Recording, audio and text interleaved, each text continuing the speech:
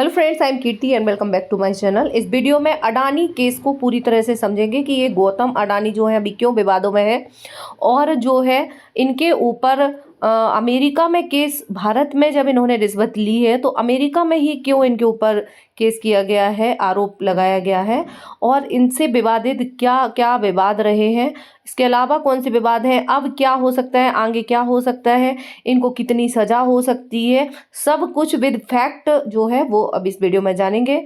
सबसे पहले मामला समझ लेते हैं कि न्यूज़ क्या रही है। ठीक है, न्यूज़ है 20 नवंबर को कोर्ट में अमेरिका की एक कोर्ट में सुनवाई हुई और ये मामला सबके सामने आया। राइटर्स की रिपोर्ट के अनुसार गौतम अडानी और उनके भतीजे सागर के खिलाफ वारंट जारी किया गया है। आरोपियों में सिरिल, कैमने, सौरभ अग्रवाल, दीपक मल्होत्रा, रुपेश अग्रवाल भी इंक्लूड हैं। इन पर ग्रैंड जूरी, एफबीआई और अमेरिकी प्रतिभूति और विनिमय आयोग यानी कि सेक की जांचों में अड़ंगा डालने की साजिश के आरोप लगे हैं अमेरिका में। ठीक है, तो ये मामला इतना ज़्यादा तूल पकड़ा है और इससे जो है राजनीति भी गर्मा गई है। हम यहाँ पूरा मामला देखेंगे कि ये जो है ये पहली बार नहीं हुआ है, अभी तुरंत अमेरिका में ही नहीं हुआ है। 15 मार्च 2024 को ब्लूमबर्ग में गौतम अडानी की अमेरिका जांच से जुड़ी एक खबर छपी थी। ठीक है, तब इसे खारिज करते हुए अडानी ग्रुप ने एक बयान दिया था और कहा था कि हमें अपने चेयरमैन के खिलाफ किसी जांच की जानकारी नहीं है और वह बात वहीं दब गई। लेकिन अब ये जो 21 नवंबर को जब अमेरिका में इनकी ये जो रिश्वत ली गई है इसका पर्दाफाश हुआ है, तो वो क्या ली गई है, नहीं ली गई है, क्या कहा है, सब कुछ डिटेल में देखेंगे।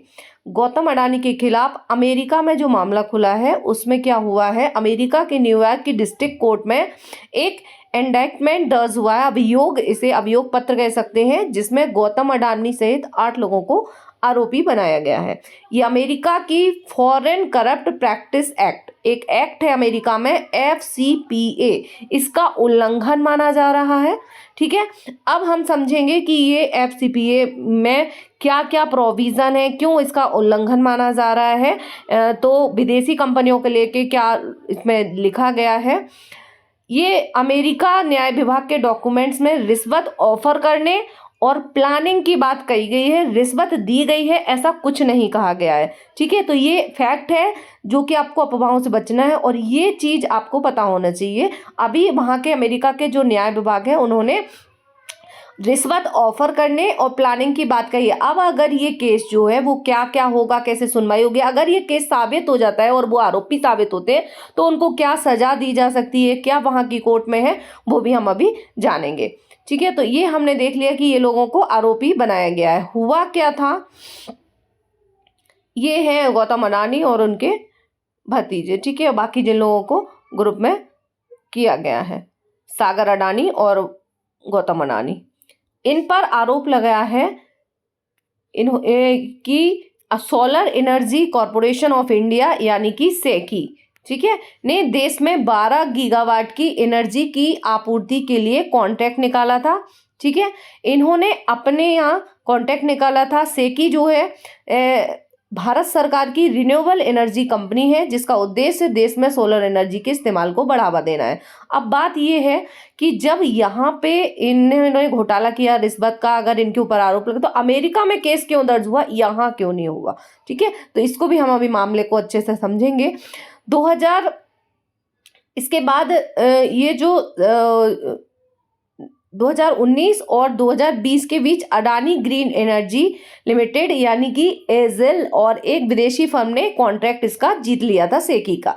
ठीक है, ग्रीन एनर्जी, रिन्यूएबल एनर्जी का ये 12 गीगावाट का जो इन्होंने कॉन्ट्रैक्ट निकाला था, इसको अडानी की कंपनी एजेल, ठीक है, और एक विदेशी फर्म, इन दोनों ने मिलकर इसका जीत लिया था और उन्हें लेटर ऑफ अवार्ड जारी कर दिया गया था। LOA जिसको बोलते हैं, लेटर ऑफ अवार्ड जारी किया जाता है जो जीत लेता है। यहाँ एक दिक्कत आ गई थी कि एजेल और जो विदेशी फर्म थी से खरीदी बिजली के लिए सेकी को ग्राहक नहीं मिल रहे थे। ऐसे में वो एजेल और विदेशी फर्म से बिजली नहीं खरीद पाता। इससे अडानी की कंपनी और विदेशी फर्म को घाटा होता। तो आरोप पत्र जो इनके ऊपर लगा है उसके अकॉर्डिंग गौतम अडानी ने अपने भतीजे सागर अडानी और विनीत जैन सहित 7 लोगों के साथ मिलकर अधिकारियों को रिश्वत देने की साजिश रची, जिससे राज्य सरकारें, मतलब इंडिया में जो स्टेट गवर्नमेंट है, राज्य सरकारें और सेकी के साथ पावर सेल एग्रीमेंट कर लें। ठीक है, और उनके सोलर पावर एग्रीमेंट को खरीद कर जो खरीदार हैं वो मिल जाएं। तो ये उनके ऊपर आरोप लगा था। आरोप इसके अलावा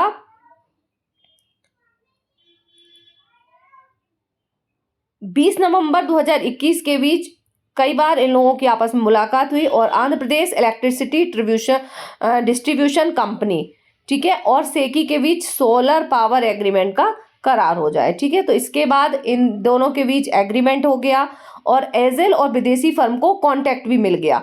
इसके बाद छत्तीसगढ़, तमिलनाडु, उड़ीसा और जम्मू कश्मीर की स्टेट इलेक्ट्रिसिटी डिस्ट्रीब्यूशन बोर्ड ने बिजली खरीद की कॉन्ट्रैक्ट भी साइन कर दिए। अब जैसे ही ये अमेरिका में इनके ऊपर आरोप पत्र, अभियोग पत्र जैसे जारी हुआ, इन विवादों के घेरे में आए और ये जो कंपनी है इनके शेयर्स एकदम से डाउन हो गए अडानी ग्रुप के। ठीक है, तो ये गुजरात की अहमदाबाद में स्थित अडानी ग्रुप की जो एजेल है उसका मुख्यालय है। ठीक है, अब ये जो अभी आपने समझ ही लिए कहाँ पूरे मामले में किस किस पर और कहाँ केस चलेगा। ठीक है, तो अमेरिका में 2 तरह के कानून होते हैं, एक होता है संघीय फेडरल लॉ, ठीक है, जो पूरे अमेरिका के लिए होता है, और राज्यों के कानून यानी कि स्टेट लॉ, क्योंकि वहाँ पे फेडरल है तो अलग अलग होते हैं। ठीक है, संघीय कानूनों को लागू करने के लिए अमेरिका के सभी 50 जो स्टेट हैं उनमें 94 डिस्ट्रिक्ट कोर्ट है। ऐसे ही अदालत एक न्यूयॉर्क राज्य के ईस्टर्न डिस्ट्रिक्ट में है। तो United state district court for eastern district of New York, Adani और अन्य आरोपियों के खिलाफ इसी अदालत में जो है मुकदमा चलेगा। इसके अलावा न्यूयॉर्क ईस्टर्न डिस्ट्रिक्ट के अटॉर्नी ऑफिस के अकॉर्डिंग मामले में 8 आरोपी हैं, जिनमें से 7 भारतीय हैं और एक फ्रांस ऑस्ट्रेलिया के नागरिक हैं। रिश्वत की साजिश में जो 8 लोग शामिल हैं, जो अभी वहां पे इनके ऊपर आरोप लगा है, उसमें है गौतम अडानी, सागर आडवाणी, रूपेश अग्रवाल, रणजीत गुप्ता, और ये जो है अडानी ग्रुप के ही ये चेयरमैन है, ये एग्जीक्यूटिव डायरेक्टर है, ये सलाहकार रहे हैं अमेरिका के अडानी पावर के, तो सब उसी से रिलेटेड है। ठीक है, अब बात आती है मेन मुद्दे की कि रिश्वत अगर भारत में दी गई है तो अमेरिका जो कार्रवाई है वो अमेरिका में क्यों हो रही है, भारत में क्यों नहीं हुई। ठीक है, तो अमेरिका में फॉरेन करप्ट प्रैक्टिस एक्ट, ये एक कानून लागू है। इसके तहत घूस देकर बिजनेस करना बड़ा अपराध है। अगर अमेरिका से जुड़ी किसी कंपनी ने दुनिया में कहीं भी रिश्वत दी है, ठीक है, तो उस पर अमेरिका में मुकदमा चल सकता है, ये वहां का कानून कहता है। अमेरिका में मामला इसलिए दर्ज हुआ क्योंकि प्रोजेक्ट में अमेरिका के निवेशकों का पैसा लगा हुआ था। इनका जो अडानी का ये प्रोजेक्ट था, इसमें अमेरिका के इन्वेस्टर्स का पैसा लगा हुआ था।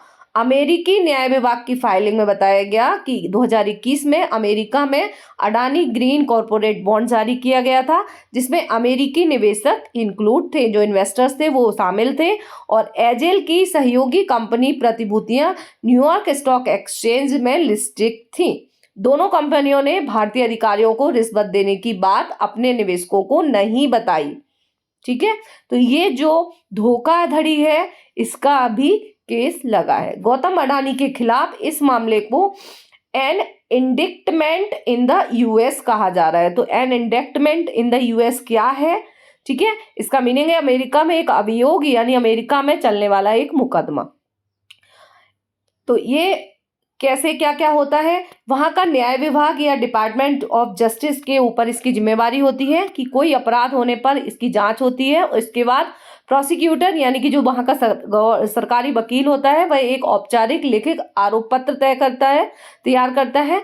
इस लिखित आरोप पत्र को ग्रैंड ज्यूरी कहा जाता है। यहीं से मुकदमे की शुरुआत होती है और जिस शख्स पर अभियोग लगता है सबसे पहले उसे औपचारिक नोटिस भेजा जाता है और आरोपी वकील करके अपना बचाव भी कर सकता है। तो अब ये देखना होगा कि इन्होंने ये अपने बचाव में क्या बोलते हैं। तो इन्होंने अपने बचाव में अभी क्या सफाई दी है अडानी जी ने। 21 नवंबर 2024 यानी गुरुवार को अडानी ग्रुप के ने सभी आरोपों को सिरे से खारिज कर दिया और अडानी एंटरप्राइज ने प्रेस नोट में कहा कि यूनाइटेड डिपार्टमेंट ऑफ जस्टिस और सेक के सभी आरोप निराधार हैं।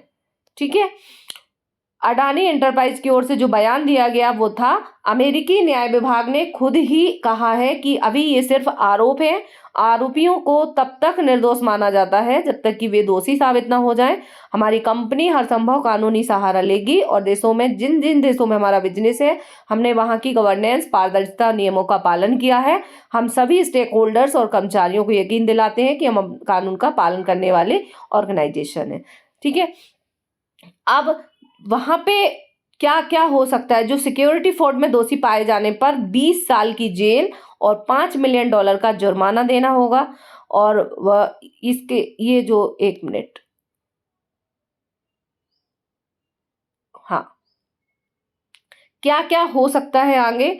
बायर फ्रॉड के मामले में दोषी पाए गए अगर, तो 20 साल की जेल और जुर्माना। फॉरेन करप्ट प्रैक्टिस एक्ट के तहत दोषी पाए जाने पर 5 साल की जेल और जुर्माना देना होगा। तो इनको इसी एक्ट के तहत दोषी पाया जा रहा है, इनके ऊपर आरोप लगा है, तो 5 साल की जेल और जुर्माना। अब जुर्माना क्या होगा वो वही डिसाइड होगा। अरुण कुमार के अकॉर्डिंग डोनाल्ड ट्रंप के सत्ता में आने के बाद भारत सरकार की ओर से अमेरिकी सलाह पर केस बंद करने का दबाव बनाया जा सकता है। हालांकि इसका कुछ नतीजा निकलेगा ये अभी कहा नहीं जा सकता है। ठीक है, अमेरिका का जस्टिस डिपार्टमेंट ट्रांसपेरेंट है, वहाँ की सरकार कानूनी फर्मों काम में ज़्यादा दखल नहीं देती है। राष्ट्रपति की ओर से दबाव बनाने के बाद भी अमेरिकी जस्टिस डिपार्टमेंट अपनी कार्रवाई जारी रख सकता है। लेकिन यह बात साफ है कि भारत सरकार और ट्रंप की ओर से गौतम अडानी को बचाने के प्रयास किए जाएंगे। ठीक है, तो अब देखना होगा क्या मोदी जी जो है वो लेते हैं।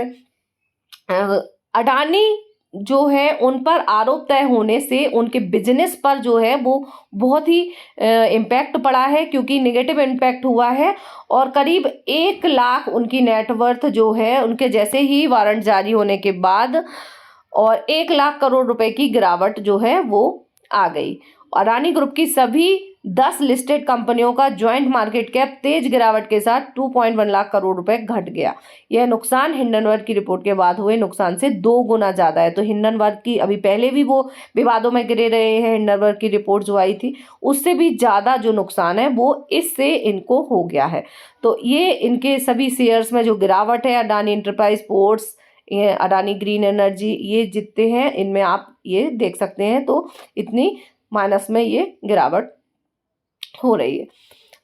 अब जो 21 नवंबर यानी कि गुरुवार को अडानी ग्रुप्स की रियल टाइम बिलियनियर की लिस्ट में 3 पायदान नीचे गिर गए हैं। ठीक है, और फोर्ब्स की लिस्ट में भी अडानी की कुल संपत्ति 17.34% में गिरावट आई है। पहले वे 25वें स्थान पर थे, इससे पहले वे अब 22वें स्थान पर थे, अब वो इस लिस्ट में 25वें लिस्ट पर आ गए हैं। ठीक है, तो ये जो है ये उनका काफ़ी नुकसान वाला है। इससे पहले अडानी जो है वो किन किन और केस में घिरे रहे हैं?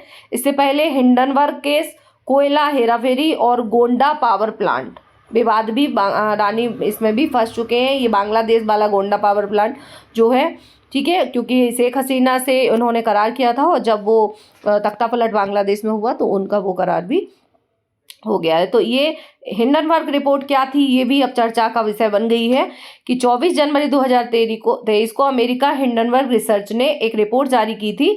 इसमें गौतम अडानी पर मनी लॉन्ड्रिंग और शेयर मैनिपुलेशन के आरोप लगाए थे। ठीक है, अभी रिश्वत के आरोप लगे हैं। इसके पहले हिंडनबर्ग में ने जो रिपोर्ट जारी की थी 2023 में, उसमें मनी लॉन्ड्रिंग और शेयर मैनिपुलेशन के आरोप लगे थे। इन दोनों अडानी एंटरप्राइज 20,000 करोड़ रुपए का एफपीओ लॉन्च करने वाली थी। ये एफपीओ 27 जनवरी 2023 को खुलना था, लेकिन इससे 3 दिन पहले हिंडनबर्ग की रिपोर्ट आ गई थी। 25 जनवरी तक शेयर मार्केट में अडानी ग्रुप के शेयर्स की वैल्यू करीब $12 बिलियन यानी करीब 1 लाख करोड़ रुपए कम हो गई थी। हालांकि अडानी ने आरोपों से इनकार किया था और 20,000 करोड़ रुपए का एफपीओ भी कैंसिल कर दिया था। केस की जांच के लिए सुप्रीम कोर्ट ने 6 सदस्यीय कमेटी बनाई और सेबी ने भी मामले की जांच की। इसमें अडानी को क्लीन चिट मिल गई थी। तो ये विवादों में घिरे रहे पहले भी। अब देखते हैं इसमें क्या होगा। आपका क्या विचार है इसमें? अभी ये जो अमेरिका में इनके ऊपर आरोप लगे हैं, इसके बाद केन्या ने अडानी के साथ जो बिजली और एयरपोर्ट डील है उसको रद्द कर दिया है। ये वहाँ के राष्ट्रपति हैं विलियम रूटो, इन्होंने अडानी ग्रुप के साथ जो डील की गई थी बिजली ट्रांसमिशन और एयरपोर्ट विस्तार जैसे जो बड़े प्रोजेक्ट थे उनको कैंसिल कर दिया है। और जैसे ही इनको कैंसिल किया तो इनके शेयर जो है वो काफ़ी गिर गए एकदम से। ठीक है, तो ये आरोप लगने के बाद जो है केन्या सरकार ने ये फैसला लिया है। आपको क्या लगता है, क्या उनकी सही में गलती है, लिया है, क्या होना चाहिए क्या नहीं होना चाहिए, इंडिया में क्या होना चाहिए? आप भी स्वतंत्र हैं, आप अपने जो निष्पक्ष कमेंट हैं वो दे सकते हैं, बस कोई गाली गलौज वाली बात मत कीजिए। मिलते हैं नेक्स्ट वीडियो के साथ, और चैनल पे नए हैं तो सब्सक्राइब कर लीजिए इसी तरह की और भी समसामयिक मुद्दों पर खबरें पाने के लिए।